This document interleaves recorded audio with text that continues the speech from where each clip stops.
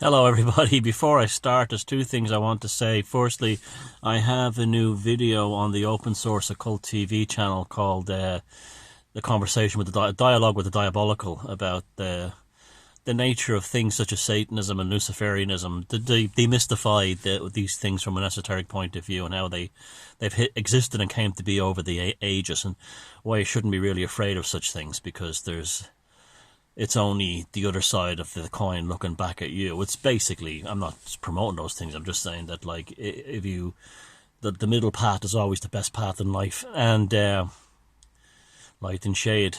And also, I want to thank somebody down. I'll put the link to that video, by the way, down below. I also want to thank somebody called Liam in Tipperary, who sent me a beautiful handwritten letter.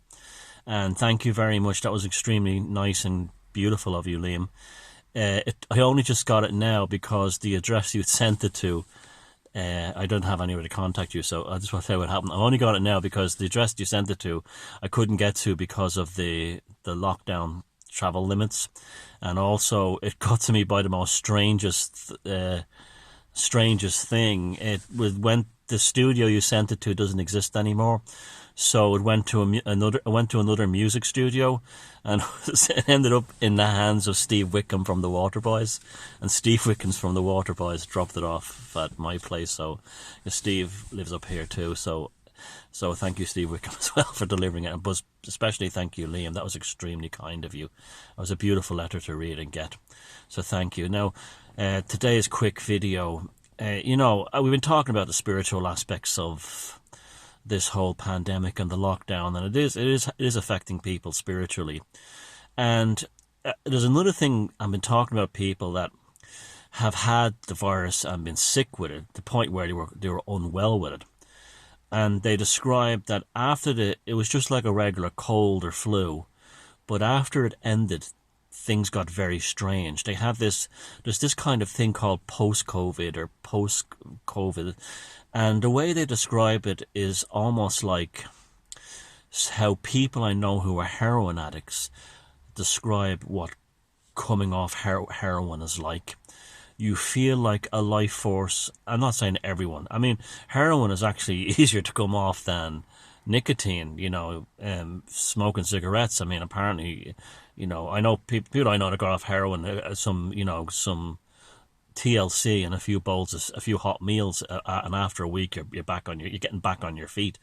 But in the meantime, there's just these strange sensations of your body being ripped apart, and it's hard. It's just like a spiritual battle that you go into. And that's why people who successfully beat heroin addiction, they generally have a strong spiritual capacity. I'm not judging people who take heroin. Nothing like that. I mean, I know many very good, decent people who've been heroin addicts. I'm not judging people that way. I'm just saying this is the stories they've told me, and I'm talking about people who intravenously inject it and become very bad junkies. But this seems to be very similar to this post-COVID thing. And it makes you wonder, is like, for starters, it does make you feel like, yeah, it probably does prove now it was a bioweapon. I mean, countries like the UK, France, Israel, Iran, Russia, China, the USA have been developing, biological weapons for decades now. And we've seen all the movies over the years, from 28 Days Later to the Omega Man to Contagion. There's, it was only a matter of time before the virus escaped. I think I'm down with the thing of Wuhan now at this point, that's how it happened.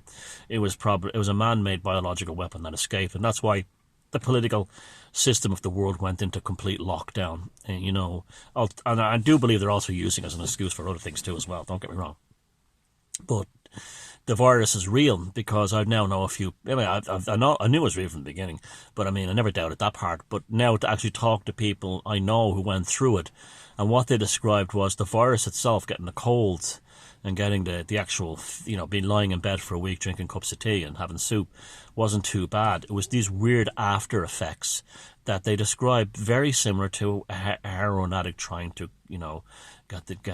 stop the dragon. And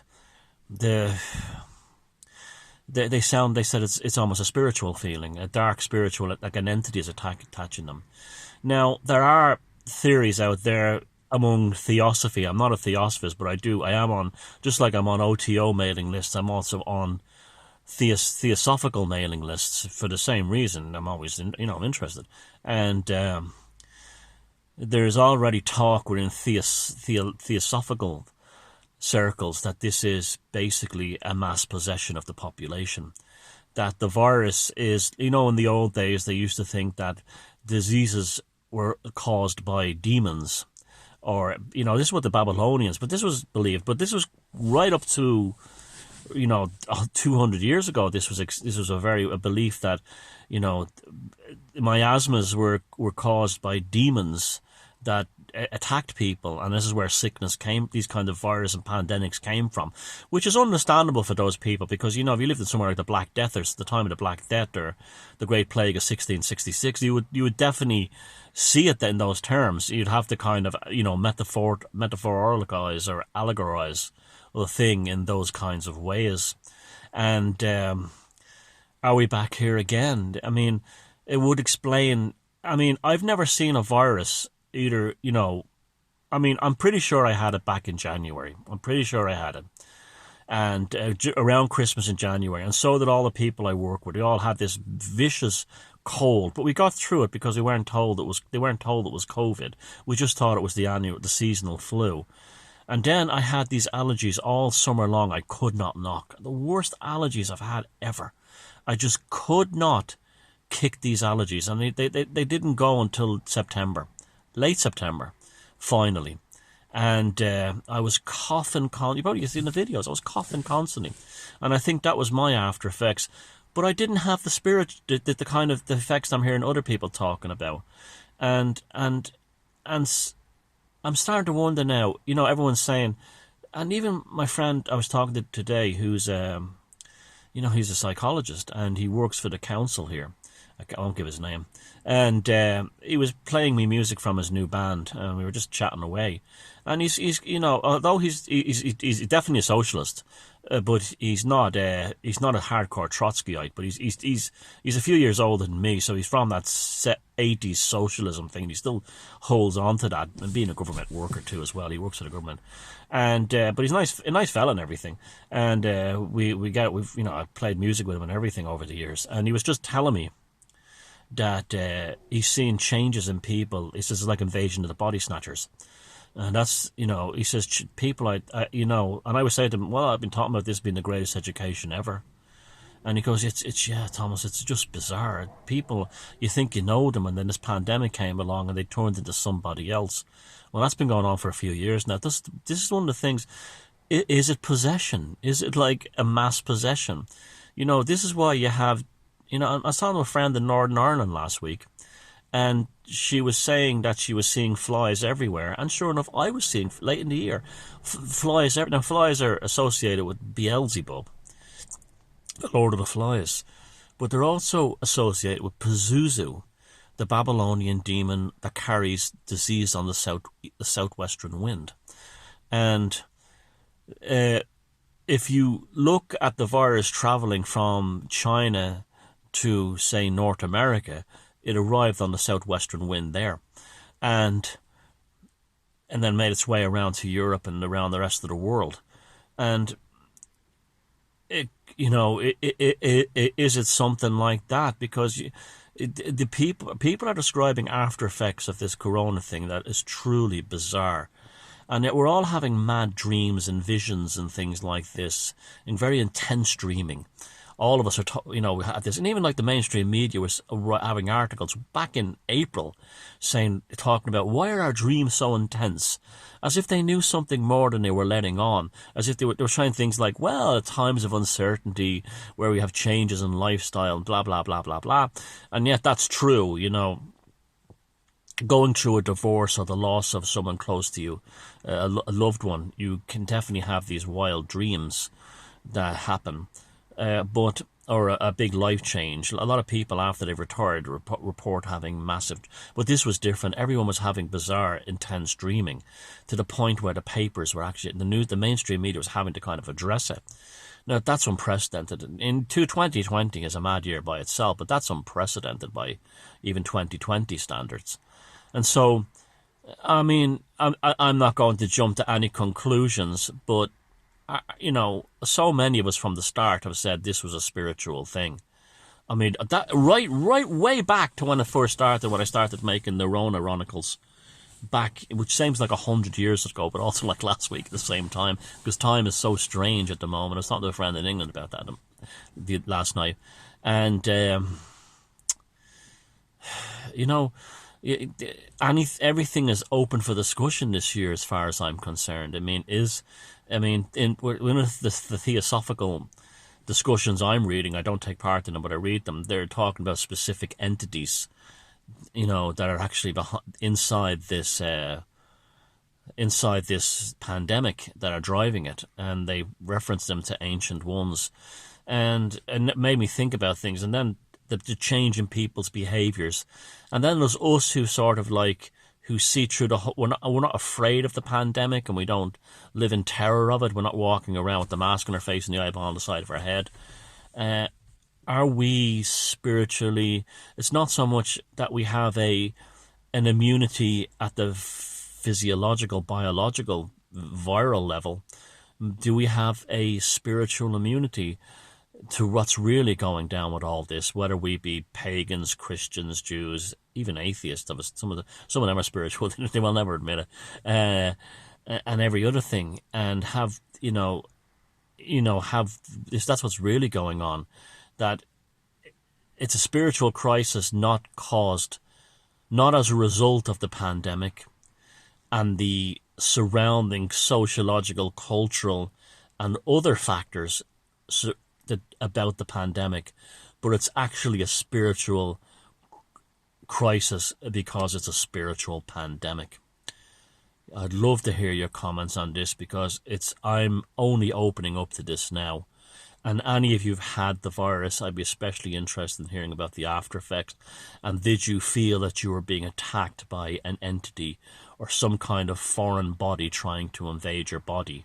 Which is, the thing of possession is, people think it's like the movie, The Exorcist, where people start talking in foreign languages and stuff like that. That's the extreme end of it.